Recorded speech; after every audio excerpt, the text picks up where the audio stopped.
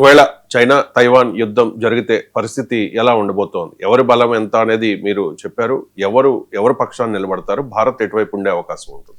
Yes అండి. ఇప్పుడు Taiwan యుద్ధం జరిగితే ఇప్పుడు చూడండి, ఇప్పుడు చైనాకి సంబంధించిన 130 యుద్ధ విమానాలు, 14 నేవల్ షిప్స్ తైవాన్ని చుట్టూరు మోహరించేసింది. ఒకవేళ తెగించేసి చైనా తైవాన్ ఆక్రమణకి దిగిపోతే వరల్డ్లో పరిస్థితి ఎలా ఉంటుంది, ప్రపంచ పరిస్థితి ఎలా ఉంటుంది అంటే చాలా, ఇది ఒక్క పదంలో చెప్పవచ్చు, మూడో ప్రపంచ యుద్ధం స్టార్ట్ అయినట్టే. ఎందుకంటే తైవాన్ని రక్షించడానికి అమెరికా కృతనిశ్చయంతో ఉంది. ఇప్పుడు చూడండి, ట్రంప్ ఉక్రెయిన్ రక్షణకి నేను రాను, యూరోప్ మీద రష్యా అటాక్ చేయనా నేను రానంటాడు.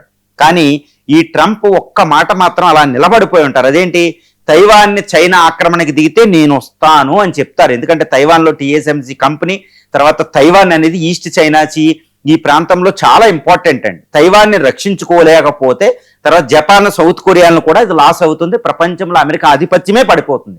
కాబట్టి ట్రంప్ తైవాన్ని రక్షించడానికి, ఈ చైనాని అక్కడ అణచడానికి అక్కడ రష్యాతో శాంతి ఒప్పందం చేసుకుంటున్నాడు. యూరోప్ నుంచి బయటకు వచ్చేస్తున్నాడు, గుర్తుపెట్టుకోవాలి. కాబట్టి చైనా తైవాన్ని ఆక్రమణకి దిగితే అమెరికా తైవాన్ రక్షణకి 100% వస్తుంది. కాబట్టి అమెరికా చైనా ఢీకొనడం అంటే అది మూడో ప్రపంచ యుద్ధమే. చైనా పక్షాన వచ్చే దేశాలు అక్కడ నార్త్ కొరియా, రష్యా, తర్వాత ఇరాన్ వస్తుంది, గుర్తుపెట్టుకోవాలి.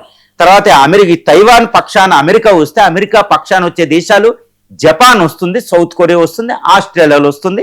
మిగిలిన నాటో దేశాలైన బ్రిటన్, ఫ్రాన్స్లు అక్కడ వస్తుంది. ఎందుకంటే బ్రిటన్, ఫ్రాన్స్లో అక్కడ ఐలాండ్స్ ఉన్నాయి, వాళ్ళకి అవసరాలు ఉన్నాయి. కాబట్టి ప్రపంచంలో అతిపెద్ద పవర్స్ అన్నీ అక్కడ పోరాడుకుంటాయి. తర్వాత ఇండియా మాత్రం న్యూట్రల్ మెయింటైన్ చేస్తుంది. ఎందుకంటే అక్కడ రష్యా ఉంది కాబట్టి అది మనల్ని న్యూట్రల్గా పెడుతుంది.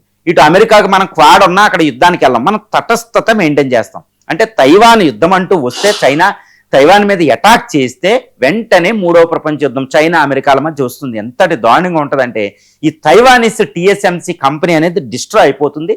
ప్రపంచంలో సెమీ కండక్టర్ల కొరత వస్తుంది. ఫస్ట్ ఫలితం అండి అది. ఇండియా ఆర్థిక వ్యవస్థనే కాదు, ప్రపంచ సెమీ కండక్టర్ సప్లై చైన్ని నాశనం చేసేస్తుంది.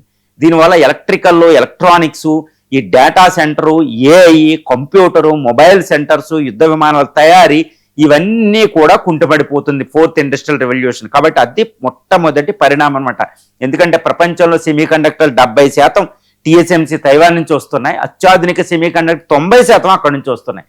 కాబట్టి ఇటు చైనా ఆర్థిక వ్యవస్థ కూడా అక్కడ ఆపదలో పడిపోతుంది. అది మొట్టమొదటి పరిణామం.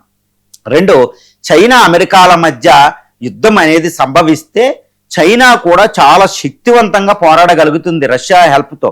కాబట్టి ఇది ఫుల్లీ డిస్ట్రక్షన్ ఉంటుందండి. 5th generation fighters, hypersonic missile, air craft క్యారియర్లు, అణ్వాయుధాలు, హైడ్రోజన్ బాంబులు అంటే అక్కడ ఇన్వాల్వ్ అవుతాయి.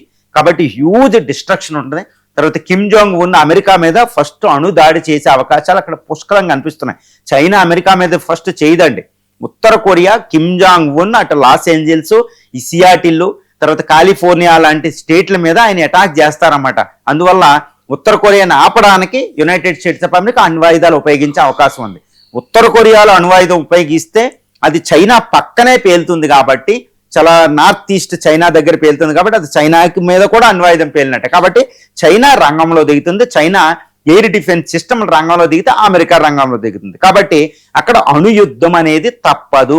అంతటి శక్తివంతం. అంటే అనుకుంటారు ఇజ్రాయెల్ ఇరాన్ మధ్య యుద్ధం వస్తే, భారత పాక్ల మధ్య యుద్ధం వస్తే, లేకపోతే రష్యా ఉక్రెయిన్ మధ్య యుద్ధం వస్తే మూడో ప్రపంచ యుద్ధం అంటారు. కానీ అక్కడ మూడో ప్రపంచ యుద్ధంగా మారే అవకాశాలు తక్కువ ఉంటాయి. కానీ తైవాన్ దగ్గర యుద్ధం అంటూ వస్తే ఇక అది చైనా అమెరికాల మధ్య ప్రత్యక్ష యుద్ధం, డైరెక్ట్ వారైపోతుంది. కాబట్టి మూడో ప్రపంచ యుద్ధం అదే రోజు వచ్చినట్టు అనమాట. ఇక మూడో ప్రపంచ యుద్ధం అయితే న్యూక్లియర్ వింటర్, చాలా దారుణమైన డిస్ట్రక్షన్ వద్దు. ఎవరు గెలుస్తారు, ఇటు చైనా పక్షం గెలుస్తుందా లేకపోతే అమెరికా పక్షం గెలుస్తుందా అనేది పక్కన పెట్టినా ప్రపంచం అనేది డిస్ట్రాయ్ అయిపోతుందని తెలుస్తుంది. ఇక ఇండియా వస్తే ఇండియా చివరి వరకే తటస్థంగా ఉంటుంది. ఎందుకంటే నేను ఎప్పుడు చెప్తూ ఉంటా, అక్కడ రష్యా ఉంది, చైనా వెనకాల రష్యా ఉంది. కాబట్టి రష్యా చైనాని, పాకిస్తాన్ మన మీద అటాక్ చేయనివ్వదు. ఆ రెండు మన మీద అటాక్ చేయనంత వరకు మనం న్యూట్రల్ స్టాన్స్లోనే ఉంటాం, తటస్థంగానే ఉంటాం. అమెరికా మనల్ని అడిగినా మనం తటస్థ వైఖరి అవలంబిస్తూ ఉంటాం. కాబట్టి ఇది చైనా అమెరికాల మధ్య తైవాన్ విషయంలో మూడో ప్రపంచ యుద్ధం వస్తే అక్కడ రష్యా చైనా వెనకాల ఉంది. కాబట్టి మనం తటస్థత పాటించే అవకాశాలు మనకు పుష్కలంగా ఉన్నాయి. కాబట్టి మన యుద్ధం చివరి వరకే ఆ పరిస్థితిని బట్టి వెళ్తాం కానీ యుద్ధంలో పాల్గొనము. కాబట్టి ఇది ఒక అద్భుతమైన భారతదేశానికి వచ్చిన అవకాశం. కాకపోతే ఇక్కడ తైవాన్ విషయంలో యుద్ధం జరిగే అవకాశాలు ప్రస్తుతం మాత్రం లేవు అని చెప్పొచ్చు.